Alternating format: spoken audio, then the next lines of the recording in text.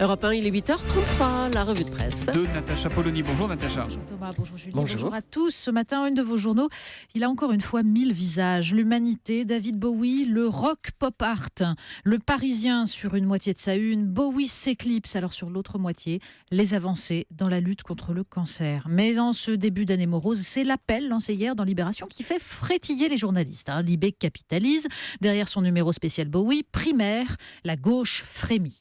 Le Figaro, primaire, Hollande sous la pression de sa gauche. L'opinion, Thomas Piketty, la Podemos attitude.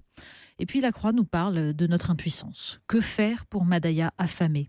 Entre chantage de l'armée de Bachar el-Assad qui monnaie les aides alimentaires contre des avancées militaires, nous dit l'éditorial de la Croix, et opposants au régime qui en font un outil de propagande jusqu'à parfois truquer certaines photos. Alors la nourriture est nécessaire, nous dit Isabelle de Golmine, mais pas suffisante. Il faut un règlement politique. On va à Cologne, en Allemagne. Oui, il y a eu retard à l'allumage, mais alors maintenant, l'information, une fois révélée, laisse s'étendre l'onde de choc. Ouest France y consacre sa une, agression à Cologne, le choc en Allemagne. Une pleine page dans Le Monde, une autre dans Le Figaro.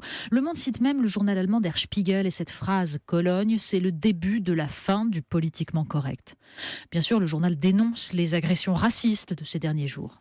Mais Le Monde rappelle tout ce qui pourrait changer. Jusqu'à présent, seuls les demandeurs d'asile condamnés à 3 ans de prison ferme ou plus perdaient toute chance de voir leur demande acceptée. Dans Le Figaro, Nicolas Barotte souligne que les actes de Cologne, mais aussi les faits similaires signalés dans tout le pays, ont déplacé le débat sur les réfugiés sur le terrain de l'intégration sociale et culturelle. Depuis le 31 décembre, écrit-il, la vision d'une société multiculturelle et pacifique a été mise à mal.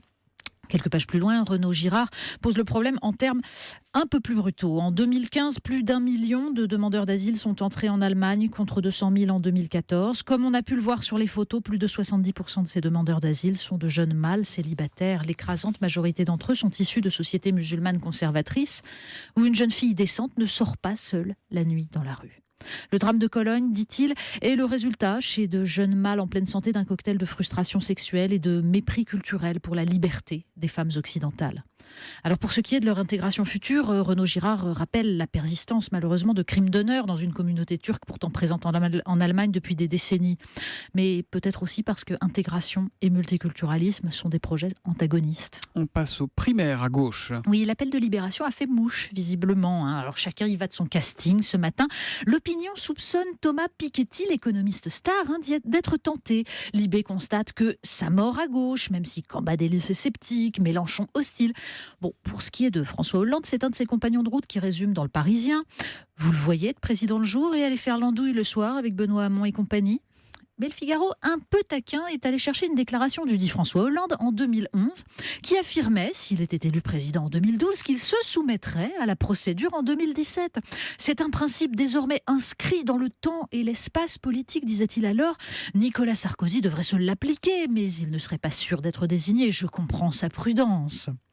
Le journal, d'ailleurs, craint que, dans quelques mois, les électeurs, eux, ne fassent preuve d'anti-hollandisme primaire. On parle beaucoup des déserts médicaux. Il faudrait peut-être parler aussi des déserts commerciaux, Natacha. Mais oui, la question du jour, c'est la courbe du chômage s'inversera-t-elle ? Eh bien, en attendant, Le Monde publie une enquête passionnante et violente sur le vrai visage de la France, des vitrines poussiéreuses, des panneaux à vendre. Les centres des villes moyennes de 50 000 à 100 000 habitants sont en train de mourir. En cause, le départ des classes favorisées vers la périphérie, qui étendent l'urbanisation à l'infini, paupérisent les centres. Les galeries commerçantes qui fleurissent partout et détournent les clients. La seule solution, lance un consultant à la fin de l'article, stopper la machine à couler du béton. 98, c'est l'année où on a gagné la Coupe du Monde, mais c'est pas pour ça que vous nous en parlez. Mais non, alors, ça c'est un chiffre pourquoi que j'ai trouvé dans Libération. Eh ben, c'est le nombre de Vélib qui gisaient au fond du canal Saint-Martin et que la mise à sec a permis de récupérer 98. Un petit témoignage. Oui, c'est ça. C'est un petit témoignage des activités récréatives et festives qui font la joie des riverains du canal. Une belle histoire, une vraie belle histoire à présent. Ça c'est beau parce que incivisme, disparition des services publics, ça ce sont des signes d'une France sans souffrance. Alors on part ailleurs. Le site Atlantico nous emmène au Japon, dans la petite ville de Kamishirataki. Eh bien là-bas, la gare ne voit plus passer que 2 trains par jour et encore ils sont quasiment vides, mais ils sont maintenus et leurs horaires, 7h et 17h, ont été choisis en fonction des besoins d'une lycéenne, la seule à encore emprunter cette ligne. L'équivalent de la SNCF locale a décidé d'attendre qu'elle décroche son diplôme pour fermer définitivement la gare. C'est beau les vrais services publics. Génial, dit Julie. Hein. Le Oh, micro était pardon. coupé. On termine avec le Figaro, les pages éco du Figaro. Mais oui, qui nous annonce une énorme levée de fonds, la plus grosse sur 2015, pour une start-up dont on ne sait pas si elle concurrence Booking.com ou Mythic. Dayuse permet de louer des chambres d'hôtel à prix réduit pour la journée seulement, pas pour la nuit. Eh bien, énorme succès. Alors, on voit en photo la publicité de Dayuse. Donc, un Golden Boy qui a sa valise et son attaché-caisse à côté et qui est effondré sur un lit. Au bout du rouleau, réserver un hôtel pour quelques heures. Oui, on y croit tous. Hein, bon, enfin, en même temps, si le 5 à 7 peut sauver l'hôtellerie française, à quoi ça tient l'inversion de la courbe du chômage? La revue de presse, c'est pas entre 5 et 7, c'est à 8h30 tous les matins avec Natacha Polony. À demain matin, À Natacha. demain.